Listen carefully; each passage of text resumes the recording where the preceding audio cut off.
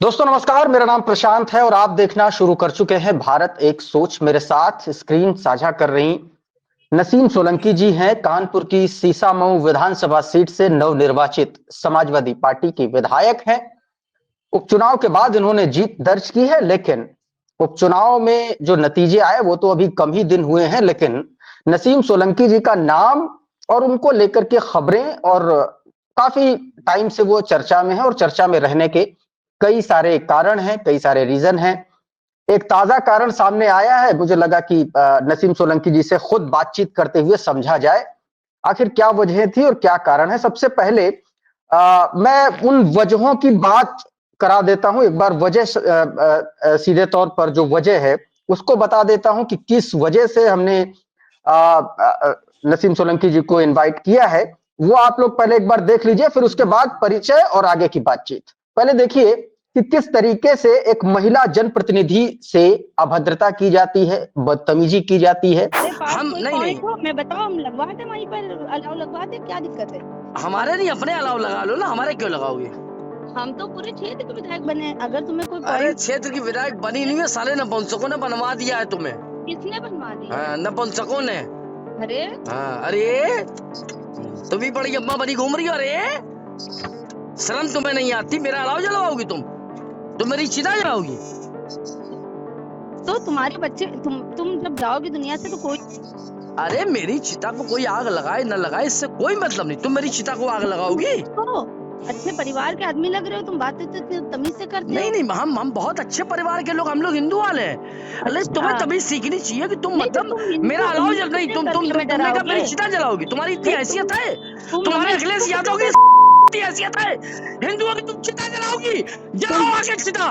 मैं आता हूँ तुम्हारे घर, अभी आता हूँ। जलाओ मेरी चिता। तुम अखिलेश जी के बारे में कुछ नहीं बोलोगे? तुम इतनी तमीज है? तमीज है? मैं मानसिकता से बात कर रहा हूँ, अच्छे तरीके से बात कर रहा हूँ। तो हमारे राष्ट्रीय अध्यक्ष से बदतमीजी कैसे बात? तुम्हारा राष्ट्रीय अध्यक्ष क्या उखाड़ लेंगे? मेरा क्या उखाड़ लेंगे? जाओ विधानसभा में उठा देना मुकदमा। तुमको होश है? तुम बात किसके लिए कर रहे हो? तुमसे बात कर रहे हैं। नसीम सोलंकी वर्सेस इरफान सोलंकी, सजायाफ्ता मुलजिम। तुम राष्ट्रीय नहीं, तुम मेरी चिता जलवाओगी? बोल रहे हो? तुम मेरी चिता जलवाओगी? तमीज औरत, तू मेरी चिता जलवा एक एक हिंदू की चिता तू जलवा। मैं देखता हूँ कितनी बड़ी तू मुसलमान है। जलवा हम सबकी चिता है। आ रहे हम लोग तेरे दरवाजे पे भी। हेलो बहन, तुमने अभी हम लोग अपनी रिकॉर्डिंग सुन रहे थे, तुमने कहा तुम मेरी चिता जलवा दोगी? तुम मेरी क्या करोगे? हम तुम्हें मारेंगे, समझ गई? हरामखोर नहीं, इस टाइप की बातें मत किया करो। चिता जलवाओगी, मरवाओगी मुझे? आदमी लगवा के मरवाने का प्रयास कर रही हो? अच्छा नहीं, अच्छा तुम्हारा तो अच्छा हो गया। अपने वो टोटी चोर अखिलेश यादव को बता देना, धीरज चड्ढा स्वरूप नगर से गंदगी मत करो। नहीं, तुम पागल आदमी। अरे पागल तुम लग रही हो, तुम साइको लग रही हो। पागल तो छोड़ दो, तुम तो साइको। एक काम करो, मेरे पास आओ, हम तुम्हारा इलाज करवा दे कहीं पर। अरे यार, तुम वो सजा याफ्ता मुलजिम इरफान सोलंकी का इलाज कराओ पहले, जो सजा काट रहा है, चिरकुट टोटी चोर का साथी। तुम मेरा इलाज ना कराओ। हम लोग के परिवार से क्या तकलीफ है तुम्हें? तकलीफ कुछ नहीं, तकलीफ ये है कि तुमने हमसे कहा चिता तुम मेरी जलवाओगी। तुम्हारी इतनी औकात है? नहीं, ओ अभी तो माय गॉड हो गया। नहीं, तुम तो कह रहे हो हमारे वहाँ अलाव नहीं चल रहा। हमने तो तुमसे यही। अरे अलाव नहीं जल रहा, हम ये कहेंगे अलाव नहीं जल रहा, तुम मेरी चिता जलवाओगी? हमने कहा कहाँ अलाव लगना है, तुम बताओ तो। कहाँ बताओ? तुम कहाँ लगवाओगे अलाव? सब डिफेंस कॉलोनी में लगवा के अलाव मोड ले रही हो है? हमसे फालतू बात करे कर मेरा वो निकलवाओगी, अलाव जलवाओगी मेरा? नहीं तो तुम बदतमीज नहीं, शट अप। नहीं, तुम बदतमीजी करोगे? बदतमीजी करेगा? यू आर ऑलवेज बदतमीज लेडी। नहीं, तुम हमको धमकी दोगे? तुम हमें अच्छा ऐसा है, तुम कहीं चली जाओ वर्ल्ड में, धमकी दे रहे हैं हम, समझ लो। सुनिए, शट योर माउथ। नहीं, शट योर माउथ। मुझे चिंता इस बात की है कि जिस करेंगे से आपने गंदगी से हमारे बरखंडेश्वर मंदिर को धुलवा के हमारी हिंदू जनता का वोट प्राप्त किया, तो आपको उसके लिए कुछ ना कुछ तो करना चाहिए। आपने नहीं किया। हम तो बराबर आपने किया। हम अपनी जनता के बीच में बराबर बने हुए हैं। आप बनी हुई है। कहाँ रहते हो तुम? अरे हम वहीं रहते हैं, इरफान सोलंकी रहते हैं। वो सजा याफ्ता मुलजिम क्यों बना? तो जाओ जेल में, तुम्हारे घर हो तो तुम जेल में रहो, बाहर क्या? नहीं, तो तुम्हारे पति के घर जेल में, मेरा थोड़ी है। वो जेल में रहे, फिलहाल तो जेल में है। हाँ फिलहाल जेल में ही रहेगा वो, और तुम भी जाओगी जेल। और तुम? हाँ, नहीं तुम मेरी चिता जलवाओगी? तुम जाओगे कि नहीं? अरे हमको तुम खौलते तेल में तलवा देना, जय श्री ओ, राम। हम खौलते तेल में तलने को तैयार हैं। किसको आ जाए तुम्हारी सरकार मरवा देना मैं तुम। किसको किसको धमकी तलवाओगे दिलवा रही हो तुम? हमको? तुम किसको तलवाओगे तेल में? नहीं, हम किसको तेल में दिलवाएंगे? तुम हमें धमकी दे रहे हो देखो, क्या? तुम्हारे जैसी महिला से बात करना, मेरे शब्द खराब हो जाएंगे, नहीं, मेरी तुम मेरी ये आलोचनाएं तुम खराब हो जाएंगी। हमसे लेकिन जो बात गंदगी है, करते जो हो, तुमने तुम बात कही, बहुत सुनो छठी और बात, तुमको तुमने जो पता बात कही कि है तुम मुझे अर्थी पे लिटाओगी, तो ये तुम्हारी मंसूबे कभी पूरे नहीं होंगे नसीम सोलंकी, ये ध्यान रखना। धीरज चड्ढा बोल रहा हूँ स्वरूप नगर से, और फोन नसीम सोलंकी जी, सबसे पहले तो आपका बहुत बहुत स्वागत है भारत एक सोच पे। और आपको सबसे पहले मैं बधाई भी दूंगा कि आपने एक अभद्र बदतमीज व्यक्ति को उसका सही कायदे से अपने अपने तरीके से उसको आईना दिखाया और उसको उसके अंजाम तक पहुंचाया। इसके लिए आपको बहुत बहुत साधुवाद। शुक्रिया, बहुत धन्यवाद।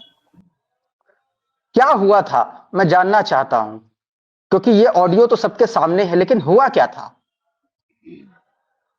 ये आदमी हमको एक बार और भी इससे पहले फोन कर चुका है, गिनती के एक दिन हम्म, पहले 22 नवंबर को। तब हमने इसकी हम्म, बात को तवज्जो नहीं दी। मुझे लगा कि शायद इस समय तो रिजल्ट भी नहीं आए थे, तो मुझे लगा कि शायद हमने अन्यथा लिया उसको, बहुत ज्यादा उसको सीरियस भी नहीं लिया, मुझे नहीं लगा। पर जब ये ऑडियो उसी की तरफ से वायरल हुआ था, तब मुझे लगा कि शायद रिकॉर्डिंग तो खैर हमने भी करी थी इस बात की, पर उस समय हमने नहीं जरूरी समझा था, तो इसलिए हमने इसके लिए कोई एक्शन नहीं लिया था। पर जब परसों हमारे जो है सीएम साहब आए थे कानपुर, योगी आदित्यनाथ जी, तो उनके हम प्रोग्राम में थे। तब जब वो चले गए उसके बाद ये फोन फिर आया, और कंटिन्यूसली 3-4 फोन आते हैं। और तो हम निकल के वहां से बाहर बात करी, हमने सोचा पता नहीं कौन आदमी है, किस लिए फोन मिला रहे हैं, तो हमने उनको निकल के उसके फोन का जवाब दिया। तो वो बदतमीजी उन्होंने शुरू कर दी थी, अलाव नहीं लगवा रही, अलाव नहीं जलवा रही। तो हमने कहा कि हर जगह जल रहा है, आपको कुछ अगर पॉइंट हो हमें दीजिए, तो हम आपका जो है बताइए, जहाँ लगना हम लगवा देते हैं। पर वो आदमी सुनने ही को नहीं तैयार था। मतलब वो पता नहीं शायद एक सोच के बैठे थे कि हमको बस इनको जलील करना है, इनको बेइज्जती करना है। फिर एक बार हमारी जब बात हो जाती है, उसके बाद जो है बदतमीजी बहुत ज्यादा हुई, तो फिर बात को हमने फोन काट दिया था। शाम को जब फोन आता है तो फिर उन्होंने खुद मिलाया, दोपहर वाला फोन उन्होंने काटा था, शाम वाला हमने काटा। शाम को फिर दोबारा फोन करते हैं, हम अपने पार्टी ऑफिस में बैठे हैं, हम अपना एक कार्यालय बनाए हुए हैं, काफी भीड़ थी, तो हम इनसे जाके किनारे बात करी, वो फिर वही लहजे में बात करने लगे। तो वो इतनी बदतमीजी और बिल्कुल जो है होश में नहीं था, ये आदमी इतने ज्यादा नशे में था कि इसको पता ही नहीं चला कि हम किससे और किस तरह की बात कर रहे हैं। तो ये पूरी बात का जो कॉन्वर्सेशन है आपके क्या पास है, क्या तो ये हम आपके व्यक्ति पास नशे है। में था? मुझे तो लगता है, क्योंकि होश में आदमी इस तरीके की बातें, और चलिए मुझे तो कह रहे हैं, वो समझ में आता है, हमारे राष्ट्रीय अध्यक्ष जी को भी कह रहे हैं। तो ये बहुत जो है, एक हम महिला है, विधायक है, वो तो सब भूल ही गए कि वो किससे बात कर रहे हैं और किस तरीके की। पर राष्ट्रीय अध्यक्ष जी जब भी बोल रहे हैं, तो मुझे नहीं लग रहा है आदमी होश में था, ये नशे में था ये। कहा और जा रहा इसके है कि जो ये व्यक्ति भारतीय जनता पार्टी का प्रवक्ता रहा है, नेता रहा है पूर्व में। क्यों, मतलब आपको क्या लगता है? क्योंकि आप जब चुनाव प्रचार कर रही थी, कैंपेनिंग कर रही थी, आपके मंदिर जाने पर इसी व्यक्ति ने, जहां तक मैं याद कर पा रहा हूं, वो भी ऑडियो वायरल हुआ था और पता नहीं कैसे कैसे शब्दों का इस्तेमाल कर रहा था। मैं उन शब्दों का इस्तेमाल कम से कम अपने प्लेटफॉर्म पे नहीं कर सकता। क्या लगता है कि आपसे ही कुछ ज्यादती खुन्नस रखा है? क्या रीजन हो सकता है? हाँ, मुझे तो ऐसा ही लगता है, क्योंकि इससे पहले ये कहीं पर हमने इनका ना नाम सुना है, ना मैंने इनका कहीं जिक्र सुना है। विधायक जी भी इतने साल से राजनीति कर रहे हैं, 20 साल से तो हम है इनके साथ में, हमने कभी इस आदमी का ना कहीं जिक्र था, ना कहीं मुझे इनके नाम का भी मालूमात थी। पूरे चुनाव में ना मुझे ये आदमी कहीं मिला है, ना इसने मेरा वहीं कहीं पर भी इन्होंने विरोध नहीं करा। पर जब मैं मंदिर होकर आई, फिर इसने जो है अपना क्रोध दिखाया। और ये भी वोटिंग के अगले दिन इनका फोन आता है, जब 20 तारीख को वोट हो गए थे, उसके बाद 22 तारीख को इसका फोन आता है। तो पता नहीं जो भी सोच रहे थे, पर इससे पहले इसका कोई वजूद नहीं था हमारे किसी भी, हम शायद हमारे आसपास के भी लोग इसको किसी कोई नहीं जानता है हम्म। ये। जी। आप लोगों ने गिरफ्तारी हालांकि हो चुकी है, लेकिन एक तस्वीर सोशल मीडिया पर वायरल हो रही है, उस पर समाजवादी पार्टी के भी तमाम लोग, प्रवक्ता लोग भी आशुतोष पटेल जैसे लोग उस पर सवाल उठा रहे, कह रहे हैं कि पुलिस एक तरीके से जिस पोजीशन में वो पुलिस के साथ खड़ा हुआ है, कहा जा रहा है कि ऐसा लग रहा है कोई बड़ा काम करके आया या पुलिस कोई वीवीआईपी ट्रीटमेंट दे रही। क्या इतना बड़ा आदमी है ये? क्योंकि आप विधायक हैं, आप तो अपने क्षेत्र की जनता के बारे में जानती ही होंगी। ऐसा है, अगर इसको जिस तरीके से इनकी गिरफ्तारी हुई तो बहुत वीवीआईपी थी, सच में बहुत वीवीआईपी इनकी जो है गिरफ्तारी हुई है। क्योंकि मैंने आज से 2 साल पहले मेरे घर पे जब दबिश हुई थी, अगर मैं उस मामला के साथ इसको जोड़ा जाए तो मेरे घर में रात में 3 बजे पुलिस आती है और बहुत भारी मात्रा में पुलिस आती है। जबकि वो एफआईआर हो के 3 घंटे हुए थे जब विधायक जी को लेने पुलिस आई थी। ऐसे लग रहा था बहुत बड़े कोई आतंकवादी छुप गया घर में, अपने ही घर में। और जिस तरीके से इनकी गिरफ्तारी के लिए प्रशासन परेशान हो रहा था, खैर हालांकि कमिश्नर साहब ने मेरा सहयोग करा। मैंने उनको सबसे पहला फोन उन्हीं को करा था कि इसको जो है देख लिया जाए। जिस तरीके से अ, जिस तरीके से ये जो हरकत करी है, पर इतने इनको वीआईपी ट्रीटमेंट से इनको जेल भेजा गया। तो अगर ऐसे अपराध होते रहे और इतने आसानी से, तो लोग तो खुश हो जाएंगे कि चलिए ठीक है, जेल जाना बहुत सम्मान की बात है, अगर इतने सम्मान के साथ उनको भेजा जाएगा तो। जी। आप जब से विधायक बनी हैं, तब से तमाम सारा ऐसी खबरें हैं जिसको लेकर के भी आप चर्चा में रहती हैं। आप फील्ड पर पहुंच जाती हैं, कहीं कुछ इस तरीके से गलत होता है तो वहां पर पहुंच जाती। मैं प्रमिला पांडे वाले भी इंसिडेंट पर आऊंगा, आपसे बात करने की कोशिश करूंगा। क्या आपको इस आदमी के बारे में, धीरज चड्ढा जिसका नाम बताया जा रहा है, इस आदमी को लेकर के क्या आपको लगता है कि ये मेन आदमी है या इसको किसी ने प्रोजेक्ट किया है आपके खिलाफ? क्या लगता है? हो हो सकता है, क्योंकि अकेला आदमी तो इतनी मेहनत नहीं करेगा। दोपहर में जब हमारी बात हुई थी और उसके बाद जब शाम को बात हुई थी, तो उसमें मेरे ख्याल से 6-7 घंटे का वक्त बीत चुका था। तो ये कहीं ना कहीं अपना होमवर्क करके आए थे रात वाले फोन के लिए। इसने कोई होगा, मुझे लगता है इसके पीछे कोई और भी लोग हैं जो इसको बहुत कायदे से समझा रहे थे और इसको ट्यूशन दे रहे थे पीछे से। तभी ये बहुत ज्यादा हाइपर हो रहा था, फिर जो है अपनी आवाज को थोड़ा सा लो कर ले रहा था। तो मुझे लग रहा है कोई इसको पीछे से गाइड कर रहा था। और आप तो देख ही रहे हैं जिस तरीके से। आपने कहा मेरे पास आ जाओ, मैं तुम्हारा इलाज करवा दूं। क्या दिमागी तौर पर भी आपको कहीं से ऐसा लगा कि इस व्यक्ति को कुछ दिक्कत है, इसीलिए आपने ऐसा बोला, या आक्रोश आवेश में आकर के आपने जवाब दिया?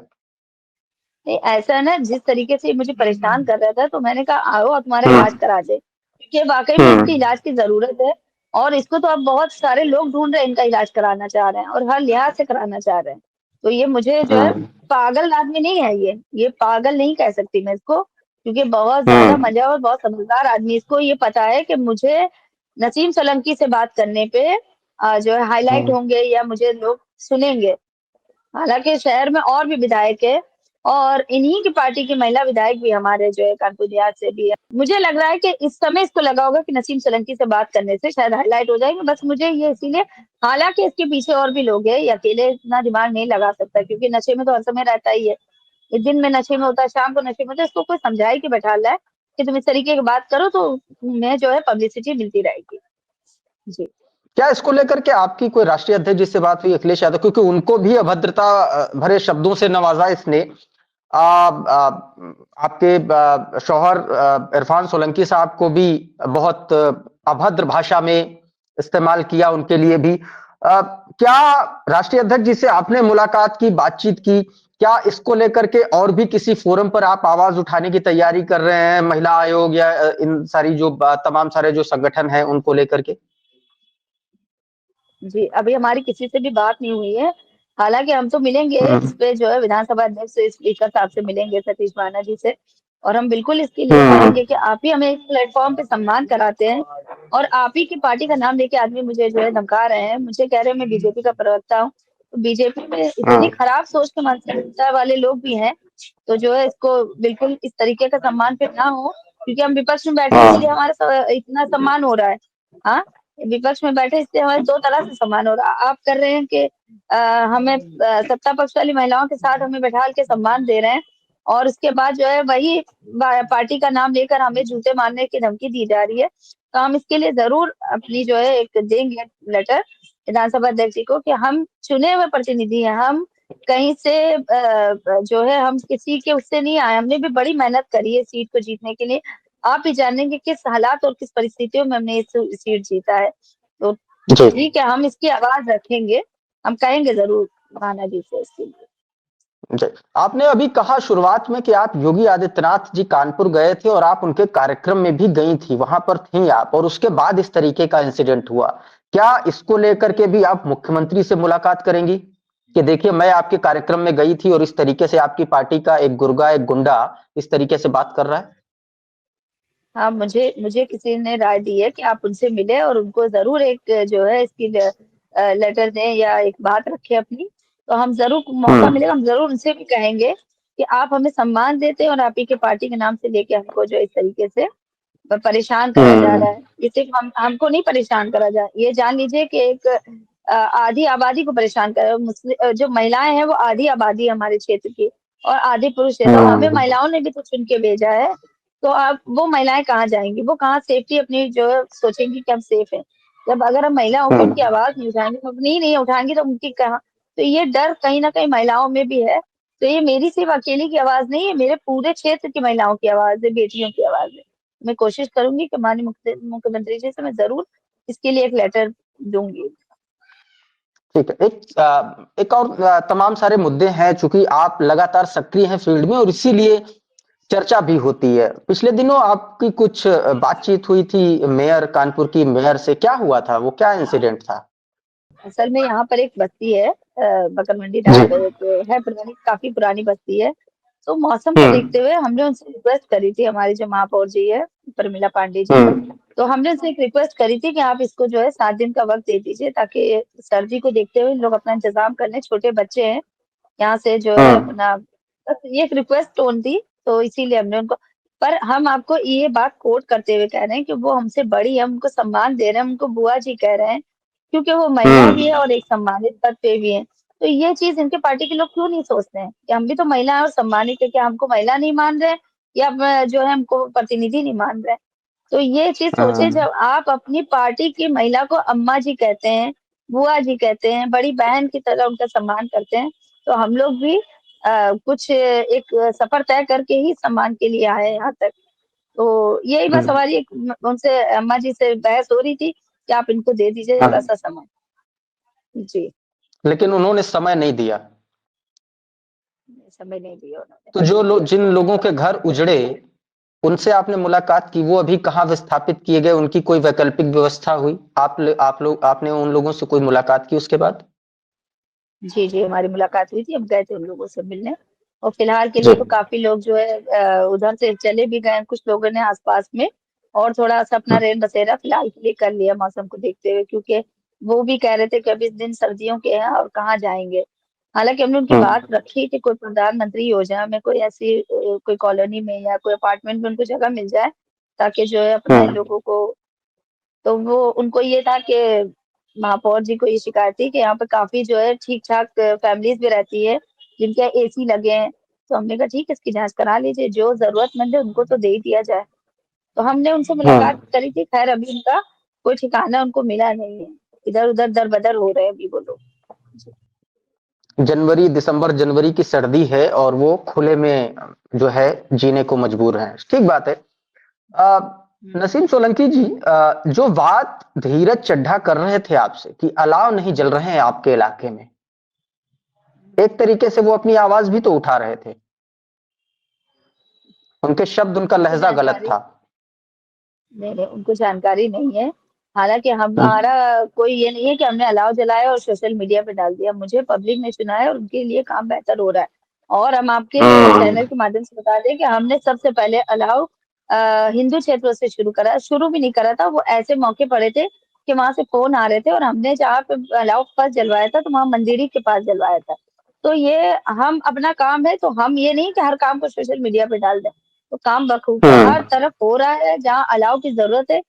उनका सिर्फ़ ये पब्लिसिटी स्टंट था, उनको सिर्फ़ हमें बदनाम करने के लिए फ़ोन करा गया।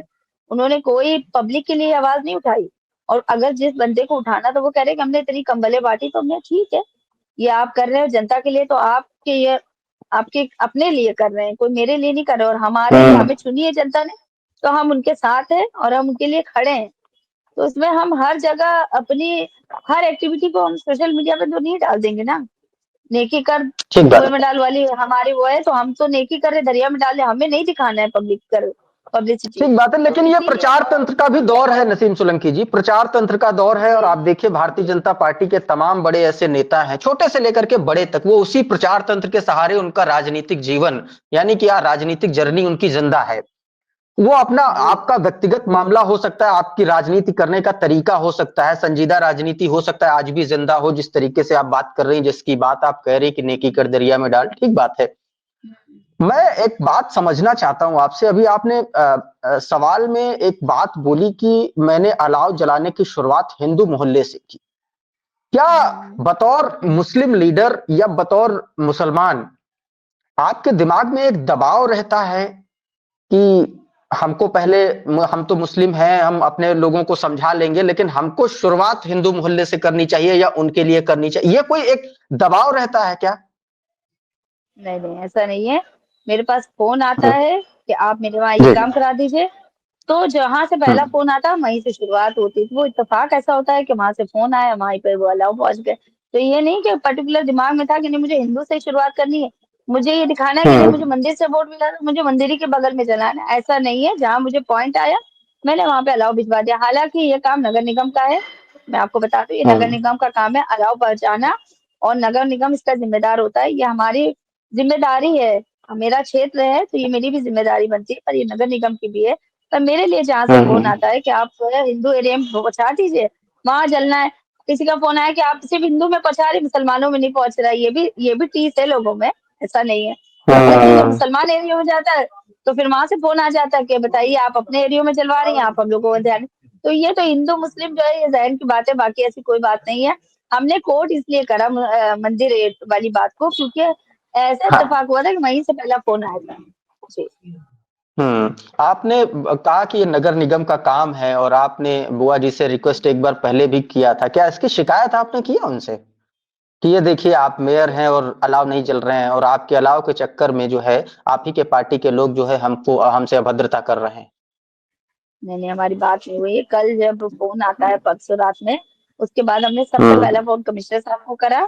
मुझे वही लगा कि फोन हम्म, करके इनकी शिकायत करनी चाहिए, क्योंकि ऐसे आदमी को जो है अब सच में इलाज जरूरी है। क्योंकि ऐसे अगर अभद्रता हर इंसान करने लग गया तो फिर हम तो सिर्फ अपने क्षेत्र को छोड़ के ऐसे लोगों को इसे निपटने में हमारा जो समय बीत जाएगा। तो मुझे बेहतर लगा कि इसकी शिकायत कमिश्नर साहब से करी जाए, ताकि एक आदमी को जेल भेजने से दूसरों को जरा सा अकल आ जाए। तो बस मुझे जहाँ लगा मैंने वहीं पर उसकी शिकायत सबसे पहले कर दी।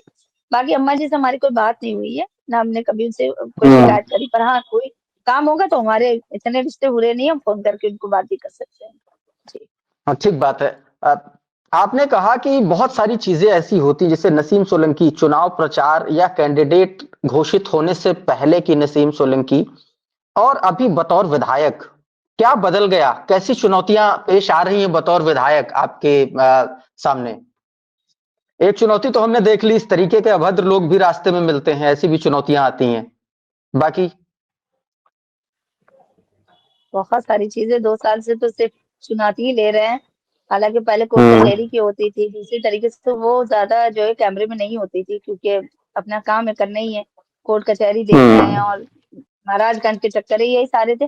पर अब ऐसी चीजें हो रही है जो सोशल मीडिया पे इतनी तेज वायरल हो रही है, और आप तो देख ही रहे हैं। जैसे ऐसे लोगों के अगर फोन कॉल्स आ जाए तो ये तो सबसे बड़ी चुनौती। तो बेहतर है कि जो आ रहे हैं रास्ते में तो उनको पहले निपटाते जाएं, क्योंकि देखिए अब हम आ ही गए, जनता ने चुन ही लिया है, तो फिर मेरे लिए तो ये सारी चीजें, हमें पता है कि हम्म, राजनीति में आना और जो है ऐसे लोगों से निपटना भी होगा हम्म, आगे, मुझे मालूम था। पर पब्लिक जो ये कर रहे हैं वो भी जान रहे हैं कि इरफान सोलंकी साथ में नहीं है, तो इसीलिए हमको इतना प्रताड़ित करा जा रहा है। बाकी वो तो शायद इतने मेरे लिए रास्ते मुश्किल ना हो। और भी महिलाएं जो हमसे परसों मिली थी, विधायक जितने थी हमारे साथी विधायक, हमसे हम्म, बात भी हुई काफी लोगों से। वो भी काफी हमसे कह रही थी कि आप लोगों की जिंदगी जो है बिल्कुल सोशल मीडिया पे बिल्कुल हम लोग ने देख ली पूरी आपकी कहानी।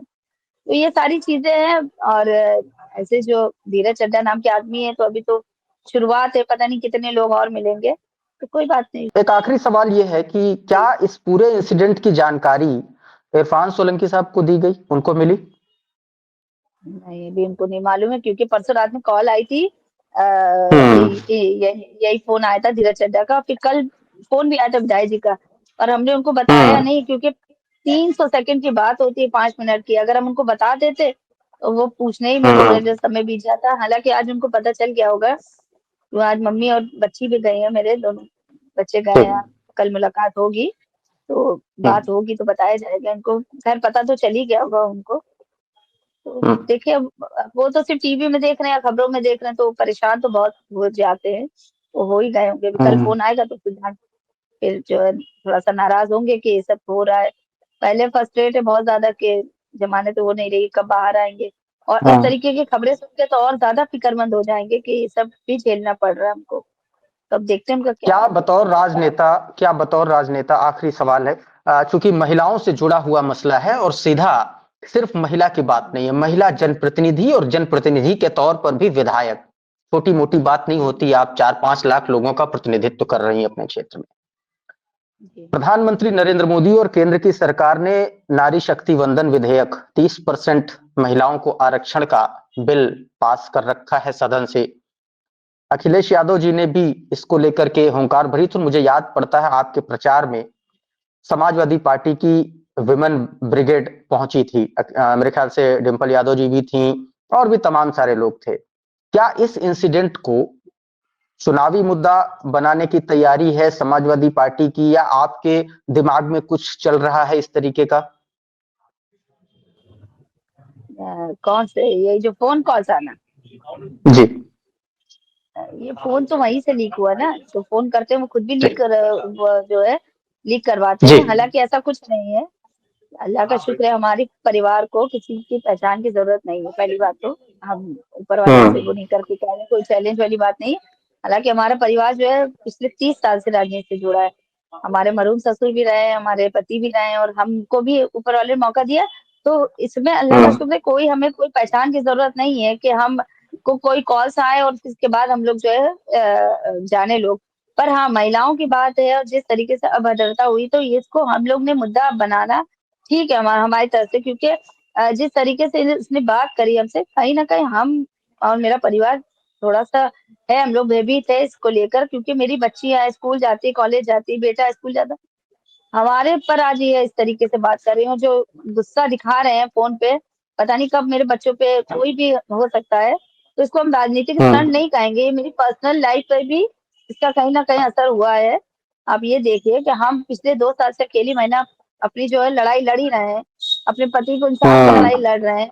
हमने जो है क्षेत्र की जो है लड़ाई लड़ी है और हम अब उनकी आवाज़ बन चुके हैं। अब मुझे किस तरीके से इन लोग दबाने की कोशिश कर रहे हैं, तो आप ये भी सोचिए, मेरी भी तो पर्सनल लाइफ़ है, मेरे भी बच्चे हैं, मेरा परिवार है, मेरी सास है, मेरा भी पूरा ठीक बात है। घर है, महिलाएँ हमसे जुड़ी हैं, तो अगर उनकी घर की जो एक विधायक महिला सेफ नहीं है, तो मेरे घर की दूसरी महिला कब सेफ होगी? या मेरे ठीक बात है। परिवार से जुड़ा हुआ है। आपके सामने एक मैसेज देने का भी एक दबाव है कि आपको एक मैसेज देना है, आधी आबादी को जी। भी मैसेज देना है। मुख्यमंत्री हुँ। आखिरी आपकी अपील मैं जानना चाहता हूँ, मुख्यमंत्री योगी आदित्यनाथ से कुछ कहना चाहेंगी भारत एक सोच के माध्यम से? देखिए, ऐसा है ना कि हम जनप्रतिनिधि इसलिए नहीं हम एक आवाज़ बढ़ाएँ, जिस तरीके से उसने हमसे बात करी उस आदमी ने, अगर एक आम महिला किसी भी बात करे तो ये बहुत जो है अपमानित बात है कि आप महिलाओं को कह रहे हैं हम चप्पल से मारेंगे, जूते से मारेंगे। अगर हम किसी से अगर हम क्षेत्र से जीत के गए हैं, अगर हम चुन के गए हैं जनप्रतिनिधि, तो उसकी आधी आबादी महिला भी है, जिन्होंने मुझे वोट दिया और बड़ी भारी मात्रा में मुझे वोट दिया महिलाओं ने। तो वो ये हम उनकी भी तो आवाज़ है। अगर हम अपनी आवाज़ को नहीं आज बुलंद करेंगे तो मेरे पीछे जो मेरे वोटर्स हैं, मेरी महिलाएँ जो वोटर्स हैं, वो कल को ये कहेंगे कि जब ये अपने लिए नहीं बोल पा रही हैं, तो हमारी आवाज़ कैसे उठाएँगी? तो हम उनके मुद्दे कैसे रखेंगे? हम तो सरकार से यही अपील कर रहे हैं कि भाई आप अच्छा काम हो रहा है या जो भी हमारी सरकार में जो है महिलाओं की हम सरकार की बात ही नहीं हो रही है। यहाँ पर बस हम ये है कि हम योगी जी से एक रिक्वेस्ट करेंगे कि आप इस तरीके के जो अगर अभद्र भाषा होती है और आपकी पार्टी का नाम लेके अगर कोई आदमी परेशान कर रहा है तो उसकी बिल्कुल जाँच कराई जाए। अगर सच में अगर आपकी पार्टी के इसमें हालाँकि बड़े उस पे ओहदे पे नहीं होगा, मुझे मालूम है कुछ नहीं होगा, पर ये जब मुझे भयभीत कर सकता है तो एक आम महिला के साथ तो ये कितना अत्याचार करेंगे। तो मैं एक रिक्वेस्ट करूँगी हमारे सूबे के मुख्यमंत्री जी हैं, उनसे एक रिक्वेस्ट है हमारी कि इसको जैसा देख लिया जाए कि इस तरीके से, क्योंकि उन्होंने ही कहा था कि अगर इस जो है मेरे प्रदेश में एक अगर महिला चौराहे को पर कोई बहन कुछ बेटी करे छेड़ी जाएगी तो अगले ये चौराहे हाँ, पर तो यमराज अगले इंतजार चौराहे करेंगे। पर यमराज इंतजार करेंगे। ये बात को मैं बिल्कुल कोट करते हुए कह रही हूँ कि अगर आपने ये बात कही तो मैं भी तो आपकी जो है प्रदेश की एक महिला हूँ। आप चाहे मुझे अपने विपक्ष की जो विधायक मान लीजिए, चाहे मैं आपके जो है आपके सूबे की तो एक महिला हूँ, तो मैं उन महिलाओं की आवाज भी तो हूँ जो मेरे पीछे खड़ी है। तमाम जो लाख 2 लाख की जो भी महिलाएं की आबादी है, तो वो भी तो मेरे पीछे खड़ी है। तो मुझे देख रही है कि ठीक अगर बात मैं है। अच्छे तरीके से उनकी आवाज रखती हूँ तो वो अपने आप को सेफ महसूस करेगी। तो मैं उनसे गुजारिश करती हूँ कि इस तरीके के लोगों को बिल्कुल सख्त कार्रवाई और उनके ऊपर जो है बिल्कुल देखे कि आज के बाद इस तरीके से अभद्रता किसी के साथ ना हो। ठीक बात है। नसीम सोलंकी जी, बहुत-बहुत शुक्रिया हमसे जुड़ने के लिए, हमसे बातचीत करने के लिए बहुत-बहुत धन्यवाद। आप आपके लिए हमारी शुभकामनाएँ हैं कि आप अच्छा करें अपने पॉलिटिकल करियर में और इस तरीके के लोगों को सबक भी सिखाते रहें। बहुत-बहुत धन्यवाद आपका।